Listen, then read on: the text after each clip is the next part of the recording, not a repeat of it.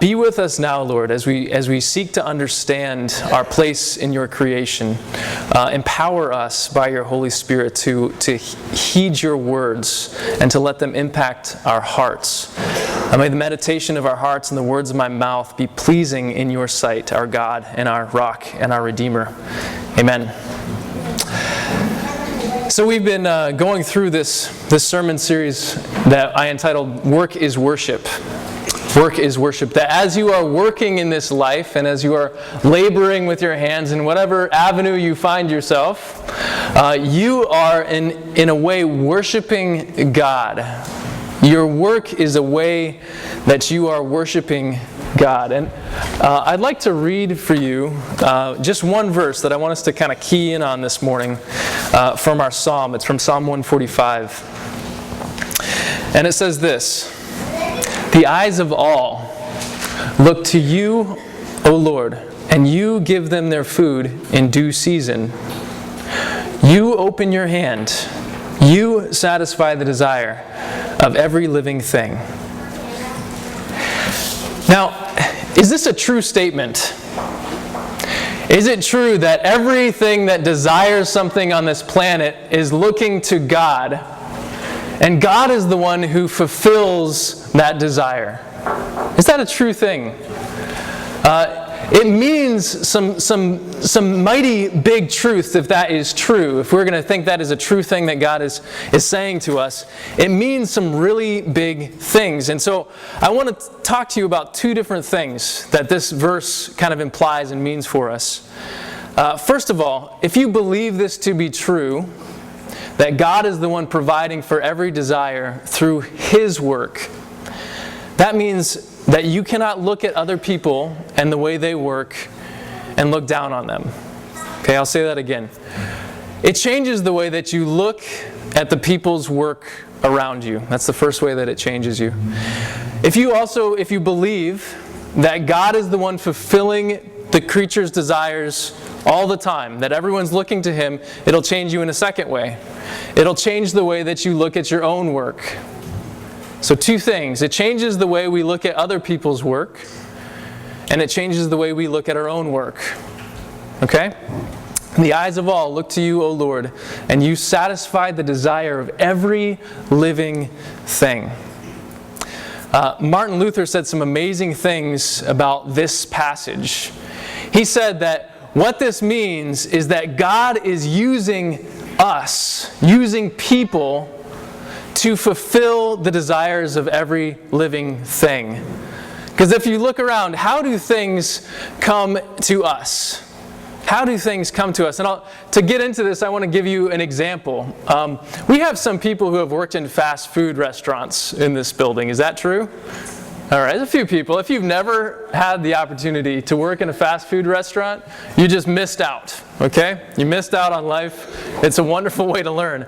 Okay, so I'm going to tell you a little story about my friend Ted, who owned this place called Shortstop, and I talked a little bit about it last week. He's kind of a hero to me, but he had this little tiny burger joint in Colorado Springs, and there wasn't even anywhere to sit, right? There was just 2 drive-through lanes, right? And he was this Chinese guy, and he just had everything was so efficient inside, okay?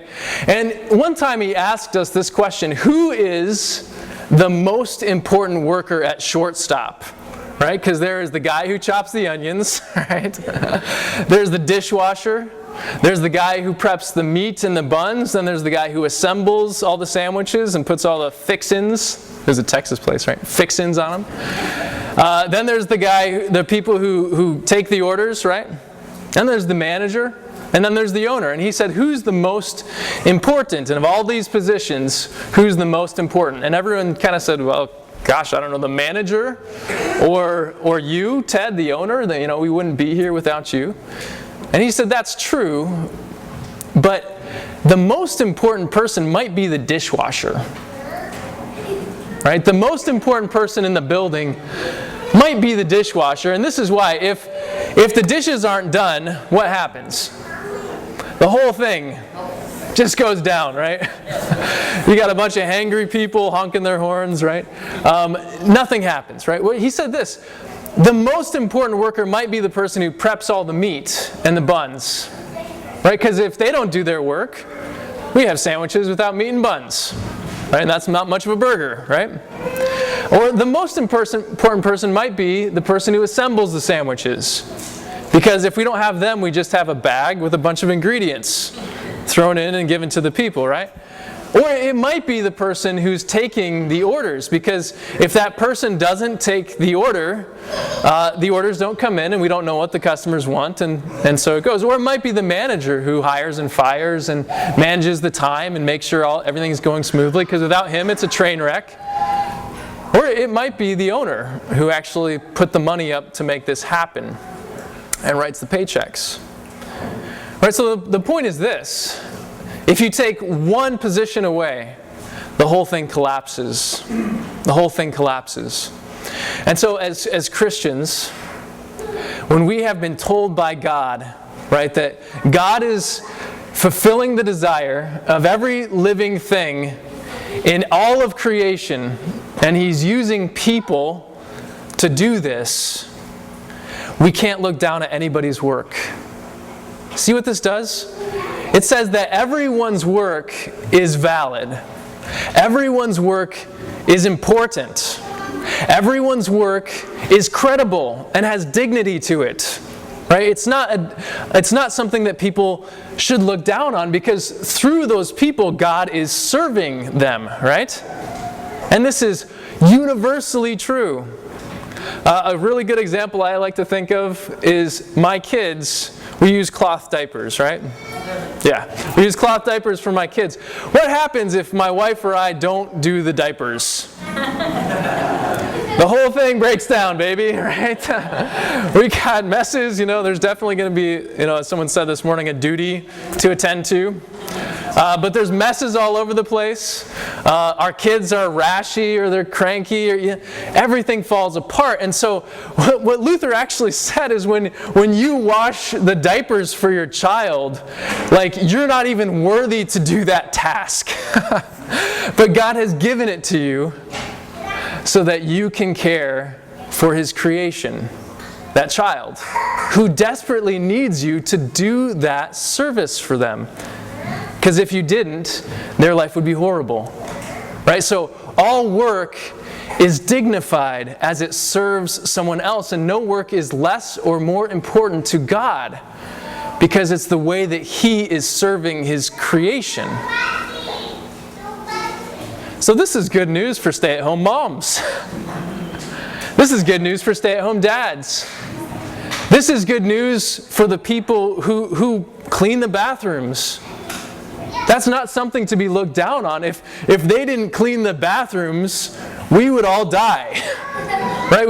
What would we do? Right? It would be horrible. Right? Everyone would be uncomfortable, unsanitary, getting sick. See, in the the minuscule things in this world, God shows Himself to be good, because He's the one doing these things and serving us through His creation. So, for you, no job that you encounter, no person that you encounter that is serving you is not worthwhile. Right? They are all dignified because they are doing work that God claims credit for. He says, I'm the one washing the toilet. I'm the one taking your order at Starbucks. I'm the one wiping the table down. I'm the one doing the adult service. I'm the one doing the services at the hospital. I'm the one taking your order over the phone. Right? God says He is the one serving His creation through the people around you. And so we cannot think about people's work and look down on them. We can't. Right? Every job is credible. Every work is important.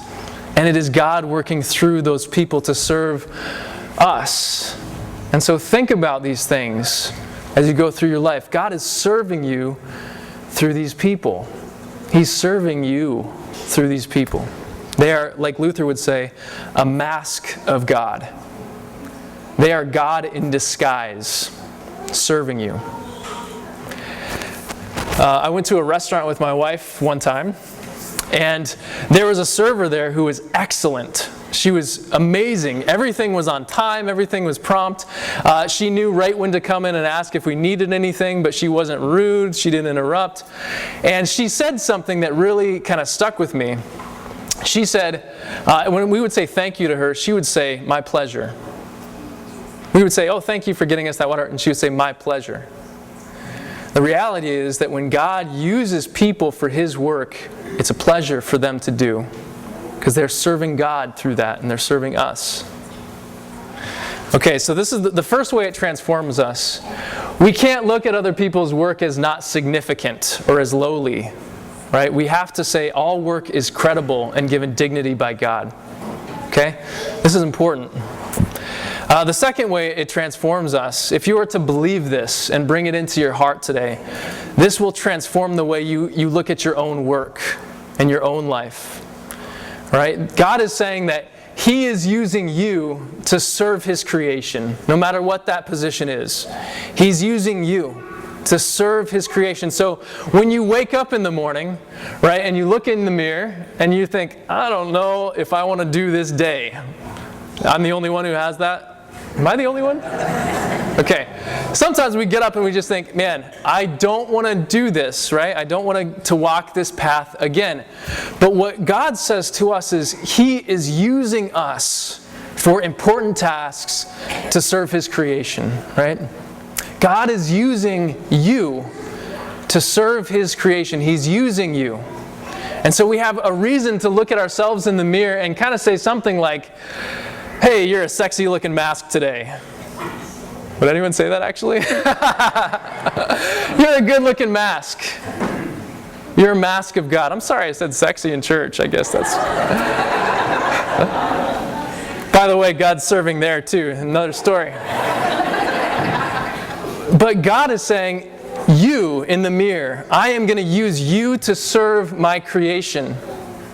I'm going to use you to serve the people around you this day. Your work is important. It's valid. It's credible. It has dignity from God. Right? So wake up and think that to yourself. You've been called for this time and this place to do an important work. And no one can look down on you for that work. It's God doing the work through you, and you are a mask of His. You're a mask of God.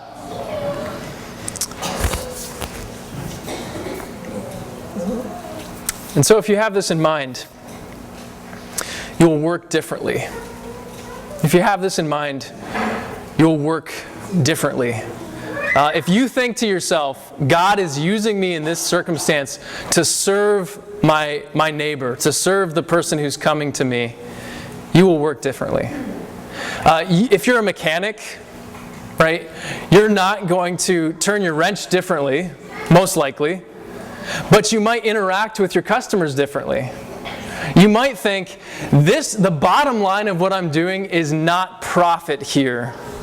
The bottom line of what I'm doing is to service this person fairly and get them back on the road so that they can drive their kids to school and all over the place and get on with their work. Your bottom line will not be profit, or will not be even to have an easy life or an easy job. Your bottom line will be for the betterment of the person that God has placed you in front of. You see how that works? If you're thinking to yourself, I am God's instrument, I am His vessel to serve the people around me, your bottom line cannot be about yourself anymore. But it's actually about what God is doing through you. Now, this is a hard concept for us because of this. For 50 years, right? Our parents and our grandparents have been whispering into our ears at night while we're sleeping. I don't know if this happened for anybody, but maybe, right? But our parents and our grandparents have been whispering into our ears, do whatever makes you happy, right? Do whatever makes you feel fulfilled and chase your dreams, right? And while there is some beauty to that, and I won't take all that away, the bottom line for your work is not so that you will be fulfilled, and not so that you will feel good or have a totally satisfactory life. That's not the bottom line. That's important. But that's not the ultimate. The ultimate for your work is what God is doing through you. The ultimate for your work is the end, the person you are serving. No matter what you find your hands to do, you're doing it in service of Jesus and of God. And so when you do your work, the bottom line is more about what God is doing through you for the sake of the person around you, and not so that you feel satisfied with your days.